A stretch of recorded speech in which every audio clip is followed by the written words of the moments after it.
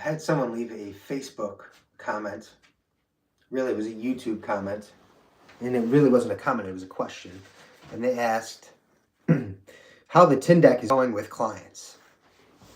The Tindeq is a dynamometer that is attached to an app where you do isometric holds and it records the force output. The question is, how are the clients taking to the Tindeq? And the bigger question is, how are the clients taking to measured isometrics? And I'll give you my honest feedback now for probably about 3 years of experience with working my measured isometrics with clients. I found that the clients don't really care much about the numbers.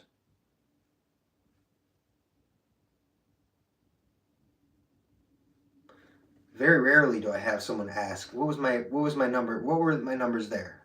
Maybe a couple clients here and there. And they never really asked to refer back to previous workouts. So in terms of numbers, clients don't care. But the fact that I can't see it, I think contributes to effort on behalf of the client. And the countdown, the timer, really matters. So 3 things are in play here. The client knows they are being measured in real time, and I can see that. So they're going to put forth more output. They may not care what the numbers are, but they care that I'm seeing the numbers in real time. 2, they like the timing of it. The app on the Tindeq unit is a timer as well. Time under tension, rest time, sets, all of that. So that keeps things organized in a manner where the client feels like there's a structure to it. So for those who are just joining, someone asked me how the Tindeq dynamometer is with clients, and that's measured isometrics. And I originally thought that clients would be more interested in the numbers and the data and the analytics, but I found that they don't really care. So I'm just touching on what the strengths and weaknesses are of using a dynamometer with clients. So weakness, the clients don't care as much. And maybe that's just my clients. Maybe that's just the clients that I bring on board. They don't care as much about the numbers. But they do care that I'm watching it being measured in real time. They do care that there's a number going through a cell phone. They care, and they care. They don't say they care, but they care, and that's why I get consistent output and consistent effort. Along with that is the timing aspect of it. The timer, the rest time, the sets, it keeps you on track.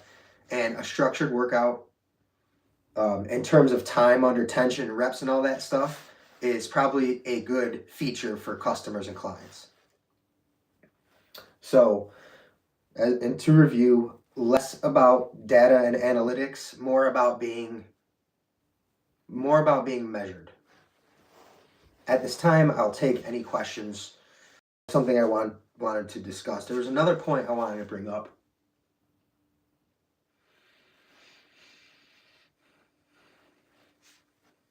I don't know, I'll take any questions here. I'm talking about measured isometrics and my experience with them using the Isomax and the Tindeq dynamometer.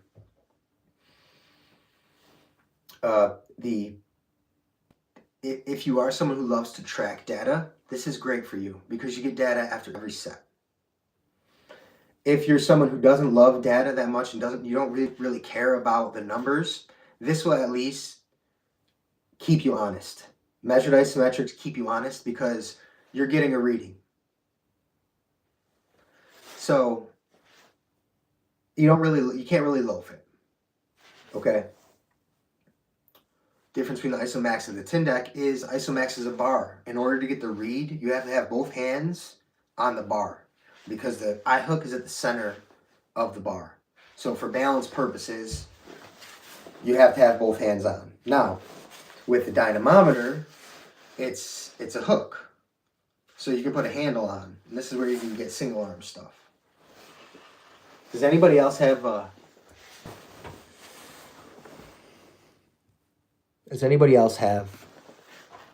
any questions? My intensity is much better with measured ISOs. And that is the feedback that I'm looking for, ladies and gentlemen. It's probably one of the best ways. It's probably one of the best ways to get effort. And you can say that weights are a measurement because you're actually doing, 50, 60, 70 pounds. So you are being measured when you're lifting weights. So this is different. This is a digital measurement. And the bar, I like the bar. I wish I can pull this up. Maybe I can. Let me see here. I like the bar graph it shows you. Let's see. Green screen, add. Okay. Add photos to your camera roll to get started. Okay. But anyway. No. Wow, okay. I thought I can get a graph up, but the bar, right? The meter. As you're getting tense with an isometric using the dynamometer, the bar goes. So you see it like, and then you let off and it drops off. And then you drive up. So I have an Isomax Tindeq force board, but the zero setups of my Isokinator keeps. Why can't I read the rest of that? Keeps. But the zero setup of my Isokinator keeps. The zero setup of the Isokinator, okay? So.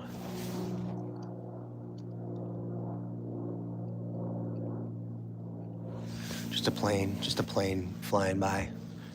Makes my favorite still measured. Wow. So the Isokinator. I don't have that piece of isometric tool. I don't know. I'd probably like it. I'd imagine I'd like it, but I haven't. I'm kind of a tech guy, and the Isokinator is more of like a mechanical. How would you even say that? It's not a digital reading. A force board. That's interesting. You've seen that getting more popular. With athletics. I don't have a force board or anything like that. I have the Isomax and the Tindeq dynamometer. What else? I do have the Harambe system. If anybody works with bands, I have the Harambe system.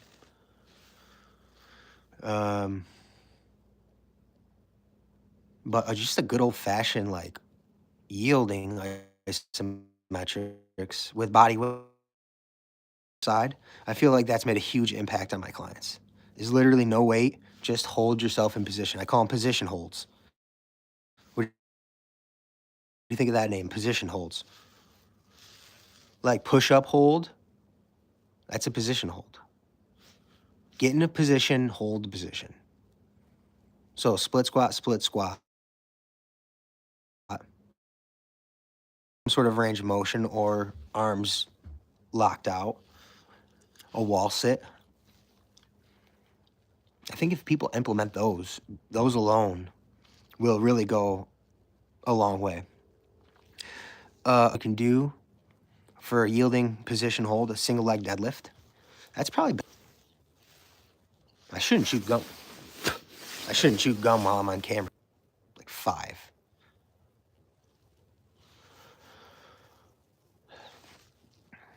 Where's everyone coming from? Where is everyone logged in from? I'm G. I do isometrics. Isometrics found me via. All right, the first time I heard about really dove into isometrics was on. Let me get this right. On Lawrence Neal's High Intensity Business podcast, where he had Brad Thorpe, the inventor of the IsoFit. Brad Thorpe, the inventor of the IsoFit. He had him on a podcast that I listened to. And from there, I found the IsoFit, I found Isomax, Minnesota, right, Amen? Big Swan Lake. Okay. my family's Vikings fans, and I was in Minnesota 2 or 3 years ago. I went to the stadium, the Minnesota Vikings stadium. What's the name of that? I should know the name of that. Wow, Minnesota. Really nice place. I went there a couple times. Really nice place. What did I do? So I went to I was there for a business trip, and I got, let's see, I took an Uber downtown, and I found a burger place that was also a bar. And luckily, it was the Minnesota State High School hockey championships. And they had them on the TVs, and it was awesome hockey. I was just there, happened to be there in Minnesota during the state championship hockey high school. Okay, so then I was talking to some random local guy there, and he's like, "Hop on this train here, and I'll bring you right to the field, to the Minnesota Vikings stadium." So you could drive this train. You just get on a train and go right from this burger joint. I was still eating my burger as the train pulled up. I was half in the train, half in the restaurant. That's how convenient it was. But anyway, nice place, Minnesota. Anyway, the more this is one thing I wanted to talk about.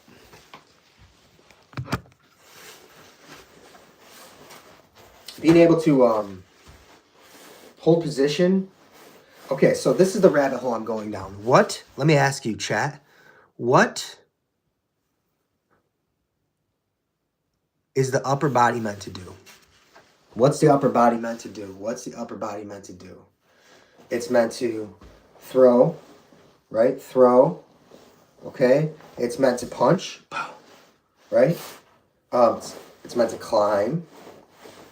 Let me get this out of my hand. Upper body is meant to swim, right? It's meant to row. Okay, it's meant to carry. So I'm trying to find isometrics that are what the upper body is meant to do. So a throwing isometric.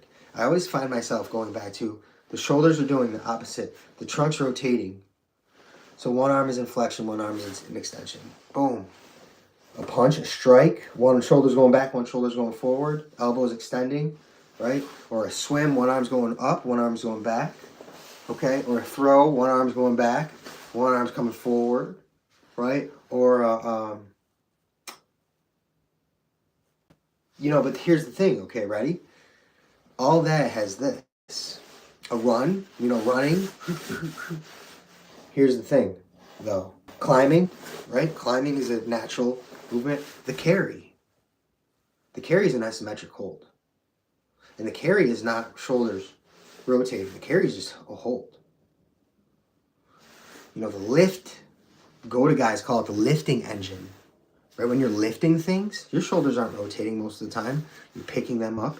But when you're moving freely, your shoulders are going back and forth and back and forth. So we have to train this through isometrics. Okay? And then we also have to train this to carry. The lift. We have to train that too. So there's one more thing I wanted to say. So isometrics that replicate what the upper body is made to do. And then the end range of motion. Follow me? The end range of motion. The end range of rotation. End range of rotation is isometric holds that I want to invest into.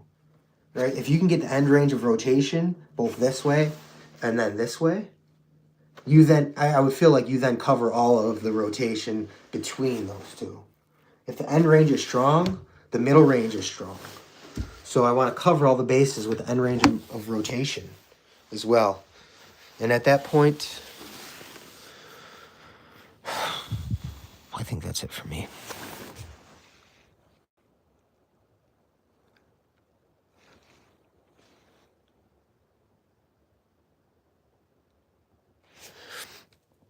I came out here to just be quiet. I came out here to be quiet. But then I start talking about something I'm interested in, and it goes from quiet into intensity very quickly. But